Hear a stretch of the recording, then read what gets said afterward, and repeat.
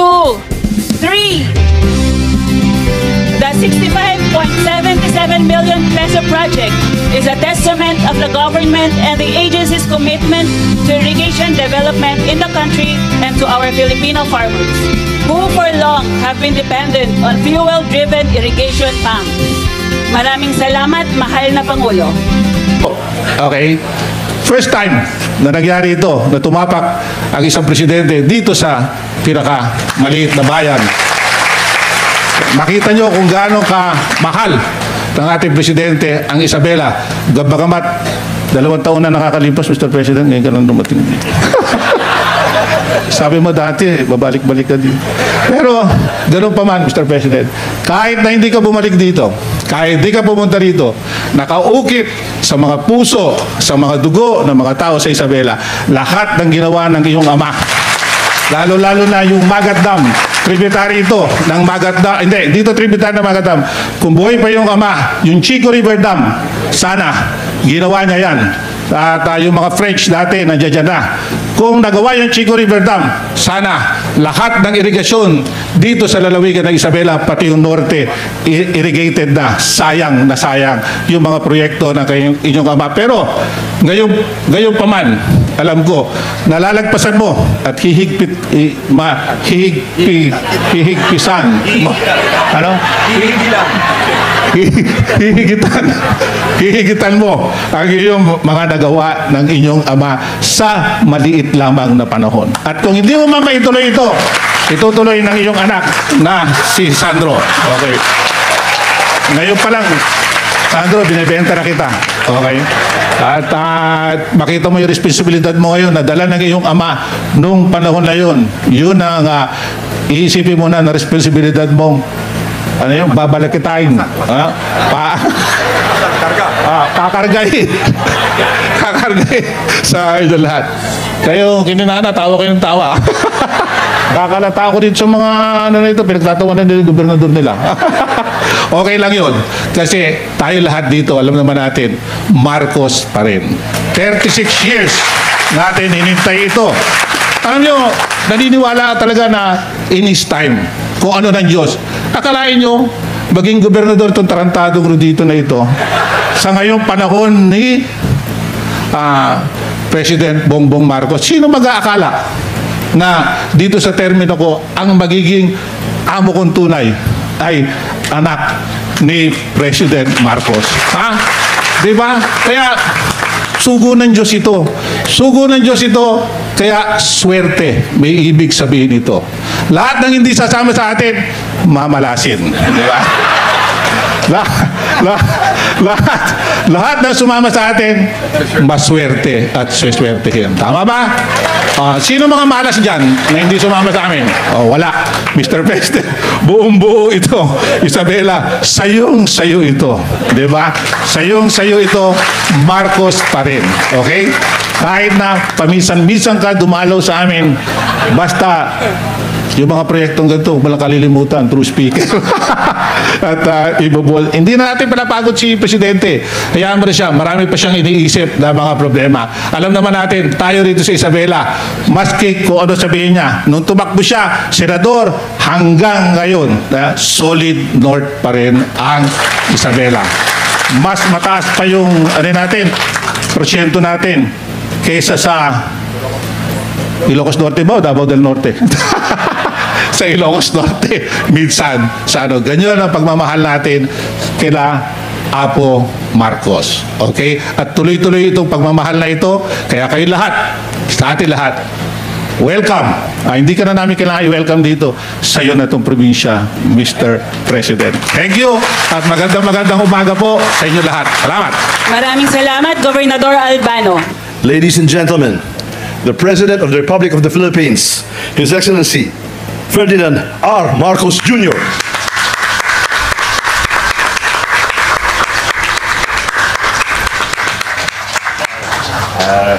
Distinguished na Apo Speaker Martin Romualdez, agugal tayo. Special Assistant Secretary Anton Lagdameo, dagiti diputado tayo, sa Congressman ng 1st District, Congressman Tony Pet Albano. At ito'y diputado ng Primera Distrito ng Ilocos Norte, Congressman Sandro Marcos. Nararamdaman na niya yung pressure kasi yung speech ni Governor, marami siyang inutos na kailangan niyang tatapusin. Ang ating Gobernador, Apo Gobernador Rodito Albano. Igayon tayong Vice Governor Bojidi. Nabasit nga Mayor nga Quirino, Mayor Juan. At ang proponent at talagang nagtrabaho at siyang nagtrabaho para mabuo hindi lamang itong magandang project na ito, kung hindi yung mga ibang project ng irrigation, ang ating administrator ng NIA, dati Mayor ng Pidik, Administrator Eddie Guillen, ang ating mga kasama, all my fellow workers in government, at magandang umaga po sa inyo na ibang gabigat kada kayo amin. Lubos akong natutuwa na makabalik dito sa Isabela kahit na hindi pa ako nakapunta dito sa Camarwan. Etong first time ko rito, ngunit nakabalik na ako ng Isabela. Alam niyo, hindi ko kailangan masyadong bumisita sa Isabela. Lagi akong kinukulit ng governor ninyo. Lagi akong pinupuntahan yan. Halos every week, twice a week, nandyan yan sa pinupuntahan ako para meron siyang pinoproject. Kaya mabuti naman, ngayon naman ako ang nakapunta rito. At nakakatuwa naman. At makapigay tayo ng bagong lakas ng pag-asa at ginhawa sa ating mga masisipag at mga manlalong dito sa probinsya ng Isabela. Talaga dapat sadyang napakalaki ng ating tulong para dito ay makamit natin ang mitiin na makapaghatid ng sapat na pagkain sa ating kababayan. Ito po ay isang bahagi lamang sa ating ibinubuo na pagpaganda ng proyektong ginagawa para pagandahin ang sektor ng agrikultura. Naramdaman po natin nung panahon ng pandemya na nabigla tayo na napakahirap ng pagpadala, pag-import, pag-transport dahil sarado lahat, nag-lockdown tayo lahat at napakahirap na magparating ng food supply sa ating mga kababayan. Kaya po, mula nung ako'y umupo, ito nga ang sabi ko, dapat natin ayusin ang sektor ng agrikultura. At alam naman po natin lahat na ang pinakamahalagang bahagi para pagandahin ang ani ng ating mga manalo, ng ating mga magsasaka ay ang patubig. At yan po ang aming inuuna. Kaya po, itong mga project na ganito, mabuti na lang na meron na tayong bagong teknolohiya, itong solar. Dahil kung maalala ninyo, yung ginagamit natin, mga pump, mga diesel, mahalang krudo, at mahalang maintenance, at saka maliit lang yung mga bomba natin dati. Kaya ito ay napakalaking bagay. Kaya ito, hindi lamang ito, ay nakita naman ninyo doon sa video, ay marami pong ikinakalat sa buong Pilipinas yan. Yung iba, hindi ganito kasing laki. At yung iba, ay mga coverage niya, mga 15 hectares, 18 hectares, meron pinakamalaki na yung iba, 35 hectares. Pero ito ay palalakihin pa natin. Kapag kaya kailangan lambingan natin ang speaker para pagka magkapondo ulit. Pag nagkapondo ulit, ano ito? 350 hectares. Gagawin natin 700 hectares. Dodoblehin natin ito. Para lahat dito sa baba ay magkaroon na ng patubig at kahit na umabot na makarating na naman ang El Nino, bumalik ang magtagtuyot, ay meron din tayong maasahan na water supply, hindi lamang para sa irrigation, kung hindi pati na para sa water supply ng ating mga consumer. Dahil pagka hindi kailangan lahat ng tubig dito, ay ang proposal nga ng inyong gobernador ay gagawin po natin ay baka pwede natin kumuha para sa ating mga household supply ng tubig. At ito po, meron pang dagdag na advantage itong solar. Dahil may panahon na hindi kailangan gamitin lahat ng power ng solar. May sobrang production ng kuryente ito. Kaya ito pwedeng ibalik sa grid, pwedeng ibenta, maaaring pagbili ngayon. Ang sobra, pagka may solar plant ka, may power plant ka, at hindi nyo ginagamit lahat ng power, ay dadalhin nyo, dalalagay natin sa grid, meron tayong may additional na kita. Sa katunayan, ang Isabela, ang pinakamalaking ambag sa produksyon ng mais at pumapangalawa naman sa produksyon ng palay sa buong bansa. Pag naipatuloy natin itong ating mga project, baka bumalik na naman ang Isabela sa number 1. Magmula pa sa Sierra Madre hanggang sa mga bulubundukin ng Cordillera, Caraballo, talaga naman mapapabilib sa lawak at yaman ng lupa na maaaring taniman dito. Kaya po, marami dito na tiga Isabela ay galing doon sa amin. Dahil doon sa amin, kaunti ang lupa, walang tubig. Dito nakita yung Isabela, naging promise land. Kaya maraming tiga Ilocos Norte ang dumaan dito ngayon andito napunta rito sa Ilocos Norte, sa Isabela. Idagdag pa natin ang walang tigil na agos ng Cagayan River, ang pinakamahagang ilog sa ating buong bansa. At mga sanga nito, mga tributary nito, sadyang nagpapalaki talaga ng taglay na proteksyon para dito sa inyong lugar. Kaya sadya pong hindi nagkamali ang aking ama na si Pangulong Marcos Sr. na ipinatayo ang Magat Dam na magsisilbing susi sa pag-uunlad ng agrikultura dito sa Isabela at buong Cagayan Valley. Nag-uusap na kami ni Administrator Guillen, kabaka namin, balikan natin, tignan natin ulit yung Magat Dam at tignan natin kung pwede pa. Mukhang meron pang kailangan na, meron siguro rehabilitation na kailangan pagandahin natin, lagyan din natin ng ganitong solar kung babagay siya, para naman i-modernize natin lahat ng ating mga facilities. Kaya sa araw na ito, ikinararangal ko na sundan ang yapak ng aking ama at nagdagan ang lahat ng kanyang nagawa para sa ating mga magsasaka at kanilang mga pamilya. Ang formal na pagpasinaya ng Kabaruan Solar Powered Pump Irrigation Project na ito, ang kasunod na yugto sa istorya ng progreso ng Isabela. At hindi lamang ng Isabela, kung hindi sa buong Amiana. Kung dati-rati ay gumagamit tayo ng mga makinang pinapatakbo ng langis upang dumalaw ang tubig mula sa irrigation canal patungo sa inyong mga taniman, ngayon ay pinagagana na nito ng gamit ang kuryente na galing sa araw. Libre na kuryente na galing sa araw. Kaya't maaari natin ibigay ang libre na patubig.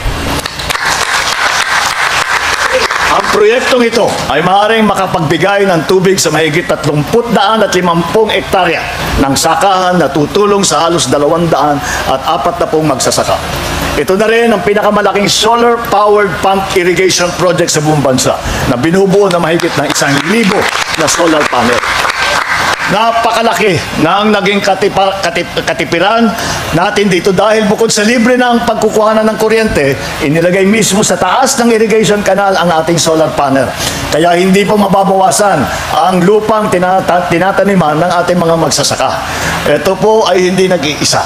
Kanina, nauna nang isinagawa ng National Irrigation Administration ang mass acceptance ng 15 solar-powered pump irrigation project at 2 small irrigation project dito sa Region 2.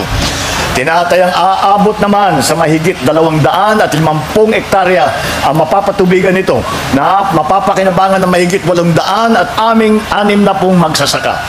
Kasama dito ang 62 solar-powered pump irrigation project na ginagawa naman natin sa Region 2. Mahigit 150 solar-powered pump irrigation project naman ang kasalukuyan nating tinatapos habang higit 100 proyekto pa ang ating ipagagawa. Sa kabuuan, 82 solar-powered pump irrigation project na ang natapos na napagana natin sa bansa mula noong 2023. At tinitiyak ko na sa inyo sa lahat, nadadagdagan pa natin ito sa mga susunod na buwan at sa mga susunod na taon. Nais kong kilalanin, siyempre, ang NIA sa napakamalikhaing paraan sa pagtutupad ninyo sa proyektong ito.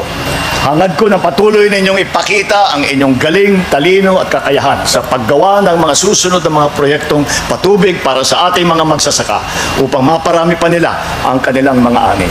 Inaanyayahan ko rin kayong pag-aralan kung alin pa sa mga irrigation asset natin sa bansa ang maaari natin lagyan ng power generation kagaya rito o iba pang mga pasilidad na upang lubos natin mapakinabangan ang mga ito at mabawasan ang gastos na pasanin ng ating mga magsasaka sa pagpapatakbo nito. Sa ating mga magsasaka at mga kababayan dito sa Isabela, ito po ang isa sa mga halimbawa na isinusulong natin sa bagong Pilipinas, patunay ng aming pagsisikap na palaganapin ang modernong pagsasaka dito sa Pilipinas. Tiyak na dahil sa pagtatayo ng solar-powered irrigation project na ito, sa inyong barangay ay magkakaroon ng tuloy-tuloy na daloy ng tubig sa mga irigasyon na sistema. Maaalagaan mabuti ang mga pananim, dadami, dodoble ang inyong mga ani sa produkto. At kapag nangyari yun, lalaki ang kita ng mga magsasaka, sasagana ang buhay ng inyong pamilya, lalago ang inyong lokal na ekonomiya, ang buong Isabela ay makikinabang dito. Ang pagpapalahig namin ng mekanisasyon, paggamit ng makabagong teknolohiya at pagpapalaganap ng mga modernong pamamaraan sa pagtanim ang siyang magtutulay sa ating tungo sa hangarin na sapat, sariwa at masustansyang pagkain para sa buong bansa. Kaya naman, nananawagan ako sa ating mga magsasaka dito sa Isabela, sa buong Region 2 at sa buong bansa. Sana po ay makaisa po kayo sa adikay ng inyong pamahalaan na palaganapin natin at maging mas epektibo pa at moderno at madaling paraan ang pagsasaka. Ang inyong pamahalaan ay handa pong tulungan kayong magsanay sa mga pamamaraan ito. Huwag kayong mahihiyang lumapit po sa DA, sa Department of Agriculture, sa NIA. Kung sakaling meron kayong mga kailangan sa pagsasaka, mga training man yan, mga makinarya, pasilidad, o tulong pinansyal para maging puhunan. Magtulungan at magkaisa tayo para sa ikaunlad ng sektor ng agrikultura sa bansa at para sa ikatutupad ng ating pangarap na wala ng Pilipinong nagugutom na sa pinapanday nating isang bagong Pilipinas. Agbiag, ti Magnalon tayo. Agbiag, ti Lalawi, ti probinsya na Isabela. Agbiag, ti bagong Pilipinas. Diyos ni na kadakuyanan.